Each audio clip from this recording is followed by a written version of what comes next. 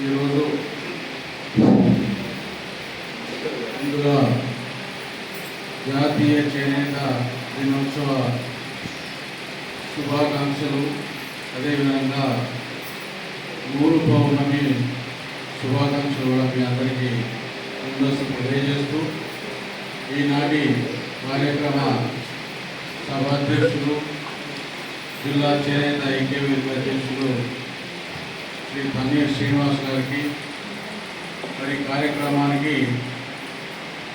ముఖ్య అతిథిగా చేసినటువంటి పెద్దలు జిల్లా పద్మశాలి సంఘం అధ్యక్షులు, రాష్ట్ర ఐక్యవేదిక ఉపాధ్యక్షుడైనటువంటి శ్రీ బిజు దత్తాత్రేయ గారికి, అదేవిధంగా నగర పద్మశాలి సంఘం అధ్యక్షుడు శ్రీ దత్తాత్రేయ అన్నగారికి, జిల్లా పద్మశాలి సంఘం గౌరవ అధ్యక్షుడు పెద్దలు దీకొండ యాదగిరి గారికి, వర్కింగ్ ప్రెసిడెంట్ శ్రీ హనుమాన్ గారికి, అదేవిధంగా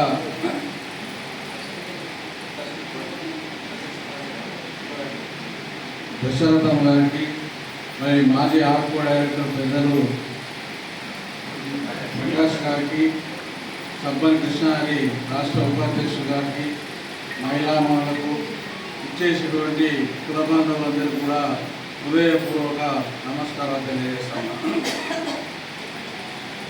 ఈరోజు జాతీయ చేనేత దినోత్సవాన్ని పురస్కరించుకొని మనం కార్యక్రమాలు రాష్ట్ర వ్యాప్తంగా ఉభయ రాష్ట్రాల్లో కూడా ఈరోజు అత్యంత ఘనంగా జరుపుకుంటున్న దానికి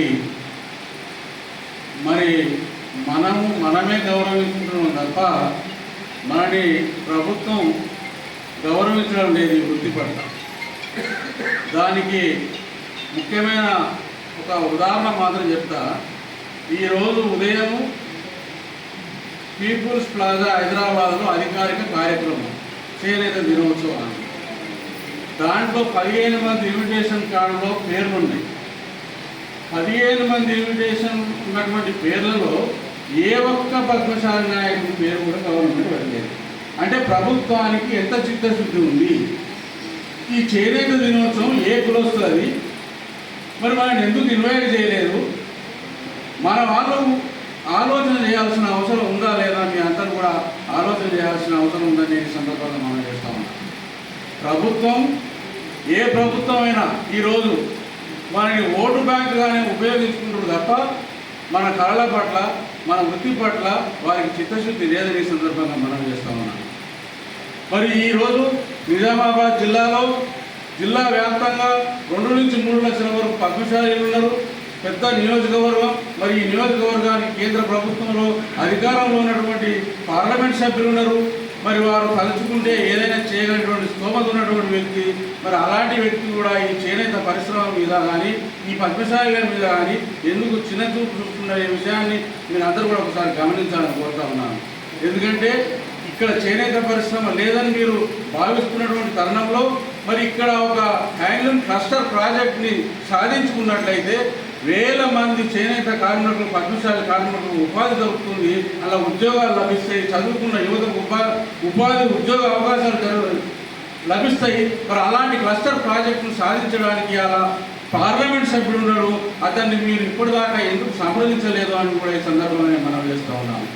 అది సాధించుకున్నట్లయితే చుట్టుపక్కల నిజామాబాద్ జిల్లా వ్యాప్తంగా ఉన్న పద్మశాలి చేనేత కార్మికులకు ఈ అవస్థలు ఉన్నాయి. చదువుకున్న యువతీ యువకులకు అలా ఉద్యోగాలు దొరుకుతాయి. మరి ఇలాంటి మహిళామణులు ఈరోజు 130 రూపాయలు కూలికి పనిచేస్తున్నారనే విషయాన్ని చాలా బాధాకరమైనటువంటి విషయం. ఇది మన అందరం కూడా గమనించాలి.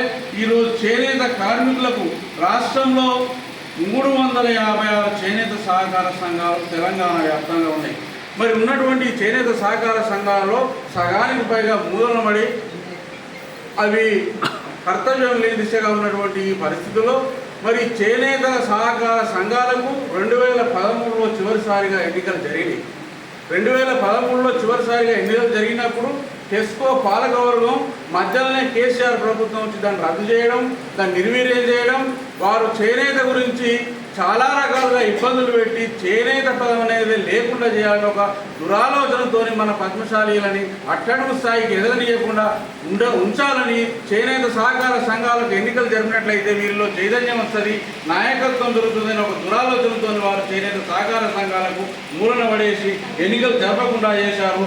ఈ కొత్త ప్రభుత్వం వచ్చినాకైనా మరి ఈ చేనేత సహకార వ్యవస్థ మీద పూర్తి స్థాయిలో ఉన్నత స్థాయి సమీక్ష చేసి చేనేత సహకార సంఘాలకు ఎలక్షన్లు పెట్టే దిశగా వారు ప్రయత్నం చేయలేదు. ఇప్పటివరకు 20 మాసాలు గడిచినప్పటికీ కూడా చేనేత మీద ఎలాంటి ఆలోచన చేయకుండా మేము 6 సార్లు నేను తుమ్మల నాగేశ్వరరావు గారిని కలిసినప్పుడు ఆయన ఒకటే విషయం చెప్తాడు, ఎప్పుడు పోయినా కూడా నాకు చేనేత పరిశ్రమ గురించి తెలియదు, నాకు రైతుని, నేను నాగలు పట్టి దున్నమంటే దున్నుతా, దాని ఇంట్లో లోటుపాట్లు నాకు తెలిస్తే కానీ మీ చేనేత గురించి తెలియదు, నేను ఇంకా స్టడీ చేయాలి, దీని మీద ఆలోచన చేయాలి, నేను నేర్చుకోవాలి, నాకు ఇప్పటివరకు అయితే ఏం తెలియదు కాబట్టి మీరందరూ కమిషనర్ గారిని కలవండి అని ఆయన ఒకటే సజెషన్ చేస్తారు. ఎప్పుడైనా ముఖ్యమంత్రి గారి దగ్గరికి నేను పోయి కలిసినప్పుడు ఈ రాష్ట్రంలో మరి అమలులో ఉన్నటువంటి జియో ట్యాగ్ విధానం వల్ల చేనేత కార్మికులు నష్టపోతున్నారు సార్.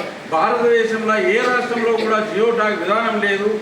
సమాజంలో ఉన్నటువంటి ఏ సామాజిక వర్గానికి లేనటువంటి ఒక షరతు మన చేనేత కార్మికులకు విధించిన సార్. జియో ట్యాగ్ విధానాన్ని తక్షణమే రద్దు చేస్తే మరి అందరు చేనేత కార్మికులకు న్యాయం జరుగుతుందని నేను చెప్పినప్పుడు ఆయన అలోకనగా జియో ట్యాగ్ అంటే ఏంటి ప్రజలను నన్ను అడగడం జరిగింది. మరి ఇలాంటి పరిస్థితుల్లో మనం ఈ జియో ట్యాగ్ విధించి కేసీఆర్ అనేక మంది చేనేత కార్మికుల నోట్లో మన్ను కొట్టిండు. ఈరోజు రాష్ట్రంలో 70,000 మగ్గాలు అధికారికంగా పనిచేస్తున్నప్పటికీ కేసీఆర్ ప్రభుత్వంలో కేవలం 17,000 మగ్గాలకే నెంబరింగ్ ఇచ్చి మిగతా మగ్గాలకు ప్రభుత్వ పథకాలు అందకుండా చేశారు. మరి కాంగ్రెస్ ప్రభుత్వం వచ్చినాక ఈ 17,000 ఏదైతే సంఖ్య ఉందో ఇప్పుడు 38,000 మగ్గాలకు నెంబరింగ్ ఉంది రాష్ట్ర వ్యాప్తంగా.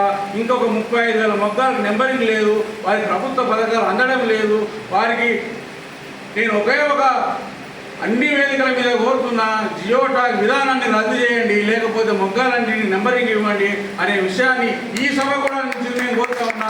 జియో ట్యాగ్ విధానాన్ని రద్దు చేయాలి, లేకపోతే మొగ్గ ఉన్న ప్రతి చేనేత కార్మికుడికి ప్రభుత్వ పథకాలు అందించే విధంగా మీరు ప్రభుత్వం చొరవ చూపాలని కూడా నేను ఈ సందర్భంగా మనవి చేస్తా ఉన్నాను.